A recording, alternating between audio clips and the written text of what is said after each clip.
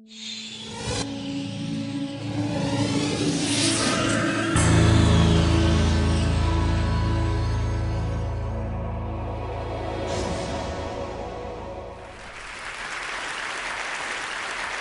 fragrance that you will smell, you will never be able to smell this way again. It's a fragrance called Beyond Paradise, which you can find in any store in the nation, except here it's been split up in parts by Estee Lauder and by the perfumer who did it, Kelly Becker, and I'm most grateful to them for this.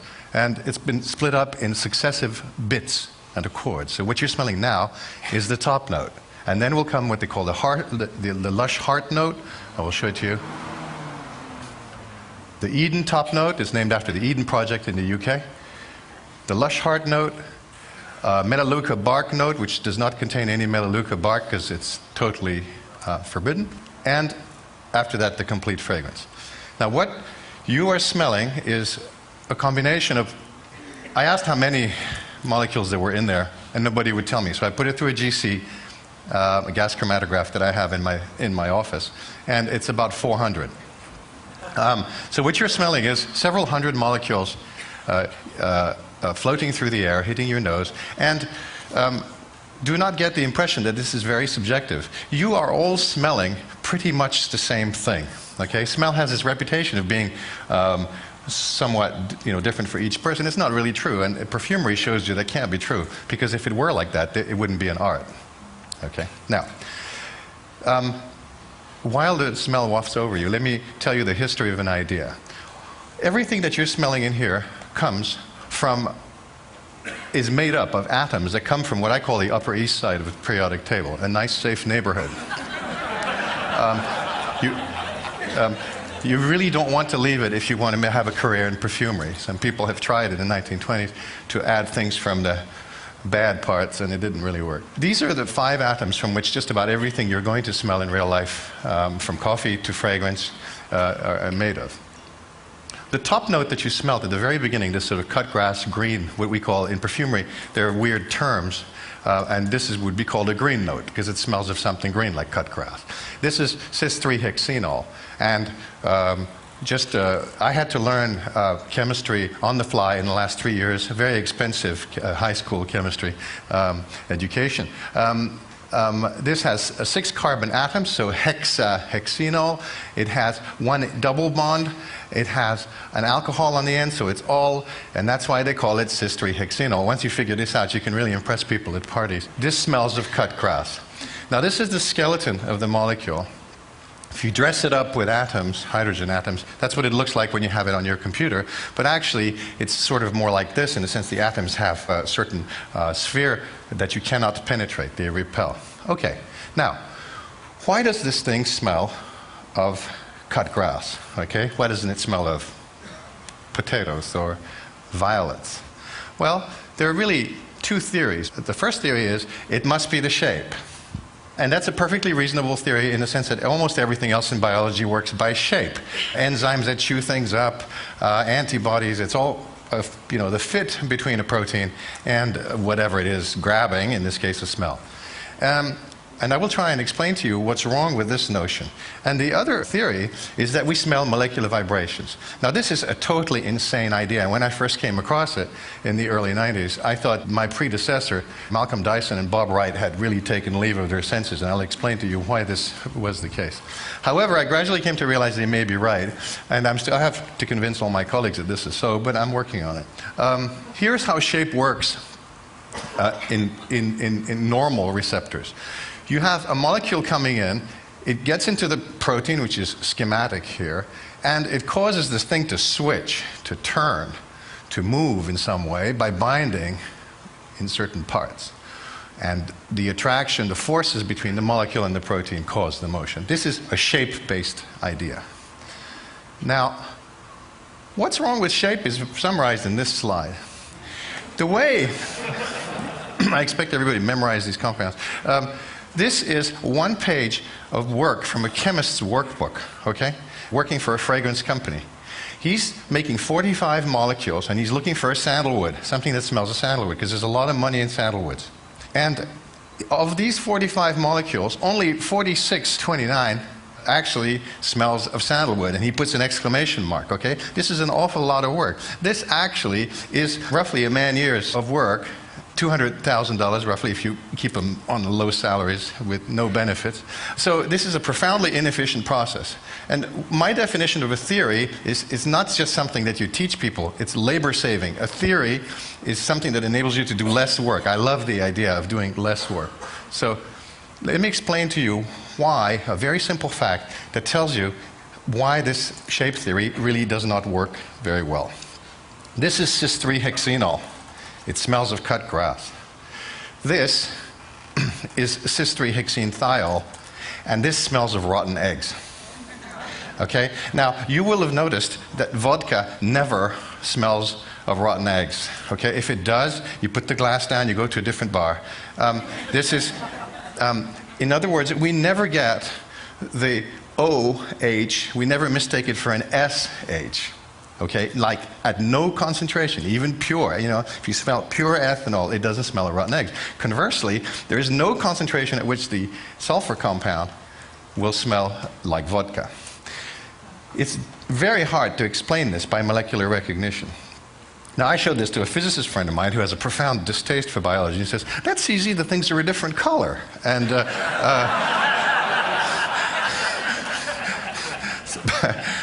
but we have to go a little beyond that. Now, let me explain why vibrational theory has some sort of interest in it. These molecules, as you saw in the beginning, the building blocks had springs connecting them to each other. In fact, molecules are able to vibrate at a set of frequencies which are very specific for each molecule and for the bonds connecting them. So this is the sound of the OH stretch translated into the audible range. SH, quite a different frequency. Now, this is kind of interesting because it tells you that you should be looking for a particular fact, which is this. Nothing in the world smells like rotten eggs except SH. Okay? Now, fact B. Nothing in the world has that frequency except SH. If you look on this imaginary piano keyboard, the SH stretch is in the middle of a part of the keyboard that has been, so to speak, damaged, and there are no neighboring notes. Nothing is close to it. You have a unique smell, unique vibration. So I went searching when I started in this game to convince myself that there was any degree of plausibility to this whole crazy story. I went searching for a type of molecule, any molecule, that would have that vibration, and the obvious prediction was that it should absolutely smell of sulfur. If it didn't, the whole idea was toast, and I might as well move on to other things. Now, after searching high and low for several months, I discovered that there was a type of molecule called a borane, which has exactly the same vibration. Now, the good news is boranes you can get hold of. The bad news is they're rocket fuels. Most of them explode spontaneously in contact with air. And when you call up the companies, they only give you minimum 10 tons. Okay? So this was not what they call a laboratory scale experiment, and they wouldn't have liked it at my college. However, I managed to get a hold of a borane eventually, and here is the beast. And it really does have the same, if you calculate or if you measure the vibrational frequencies, they are the same as SH. Now, does it smell of sulfur? Well, if you go back in the literature, there's a man who knew more about boranes than anyone alive then or since, Alfred Stock. He synthesized all of them. And in an enormous 40-page paper in German, he says, at one point, and my wife is German, she translated it for me, and at one point he says, ganz widerlich Geruch, an absolutely repulsive smell, which is good, reminiscent of hydrogen sulfide. So this fact that boranes smell of sulfur had been known since 1910, and utterly forgotten until 1997, 98. Now, the slight fly in the ointment is this, that if we smell molecular vibrations, we must have a spectroscope in our nose. Now, this is a spectroscope, okay, on my laboratory bench. And it's fair to say that if you look up somebody's nose, you're unlikely to see anything resembling this. And this was the main objection to the theory. Okay, great, we smell vibrations. How? All right. Now, when people ask this kind of question, they neglect something, which is that physicists are really clever, unlike biologists. And two of them This is a joke. I'm a biologist, okay? So it's a joke against myself. Bob Jacklovich and John Lamb at Ford Motor Company, in the days when Ford Motor was spending vast amounts of money on fundamental research, discovered a way to build a spectroscope that was intrinsically nanoscale. In other words, no mirrors, no lasers, no prisms, no nonsense, just a tiny device. And they built this device. And this device uses electron tunneling. Now, I could do the dance of electron tunneling, but I've done a video instead. It's much more interesting. Here's how it works. Electrons are fuzzy creatures, and they can jump across gaps, but only at equal energy. If the energy differs, they can't jump. Unlike us, they won't fall off the cliff. Okay. Now, if something absorbs the energy, the electron can travel. So here you have a system, you have something, and there's plenty of that stuff in biology, some substance giving an electron, and the electron tries to jump, and only when a molecule comes along that has the right vibration does the reaction happen. Okay? This is the basis for the device that these two guys at Ford built. And every single part of this mechanism is actually plausible in biology. In other words, I've taken off-the-shelf components and I've made a spectroscope. What's nice about this idea, if you have a philosophical bent of mind, is that then it tells you that the nose, the ear, and the eye are all vibrational senses. Of course, it doesn't matter because it could also be that they're not, but it has a certain it has a certain ring to it, which is attractive to people who read too much 19th century German literature. And then a magnificent thing happened. I left academia and joined the real world of business. And a company was created around my ideas to make new molecules using my method, along the lines of, let's put someone else's money where your mouth is. And one of the first things that happened was we started going around the fragrance companies asking for what they needed, because, of course, if you can calculate smell, you don't need chemists. You need a computer. A Mac will do it if you know how to program the thing right, okay? So you can try 1,000 molecules. You can try 10,000 molecules in a weekend, and then you only tell a chemist to make the right one. And so that's a direct path to making new odorants. And one of the first things that happened was we went to see some perfumers in France, and here's where I do my Charles Fleischer impression. And one of them says, "You cannot make a coumarine," he says to me. "I bet you cannot make a coumarine." Now, coumarin is a very common thing, a material in fragrance, which is derived from a bean that comes from South America. And it is the classic synthetic aroma chemical. Okay? It's the molecule that has made men's fragrances smell the way they do since 1881, to be exact.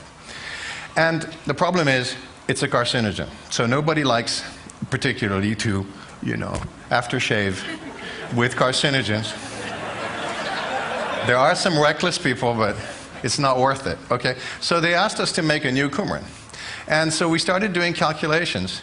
And the first thing you do is you calculate the vibrational spectrum of coumarin, and you smooth it out so that you have a nice picture of what the sort of chord, so to speak, of coumarin is. And then you start cranking the computer to find other molecules, related or unrelated, that have the same vibrations. And we actually, in this case, I'm sorry to say, it was serendipitous, because I got a phone call from our chief chemist, and he said, "Look, I just found this such a beautiful reaction that even if this compound doesn't smell of coumarin, I want to do it. It's just such a nifty one step." I mean, chemists have weird minds. One step, 90% yield, and you get this lovely crystalline compound. Let us try it. And I said, well, first of all, let me do the calculation. On that compound, bottom right, which is related to coumarin but has an extra pentagon inserted into the molecule. Calculate the vibrations. The purple spectrum is that new fella. The white one is the old one. And prediction is it should smell of coumarin. They made it, and it smelled exactly like coumarin. And this is our new baby called Tonkin. You see, when you're a scientist, you're always selling ideas. And people are very resistant to ideas, and rightly so. Why should new ideas be accepted? But when you put a little 10-gram vial on the table in front of perfumers, and it smells like coumarin, and it isn't coumarin, and you found it in 3 weeks, this focuses everybody's mind wonderfully. Okay?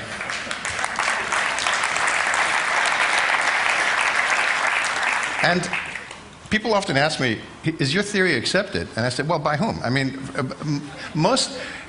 there's three attitudes. You're right and I don't know why, which is the most rational one at this point.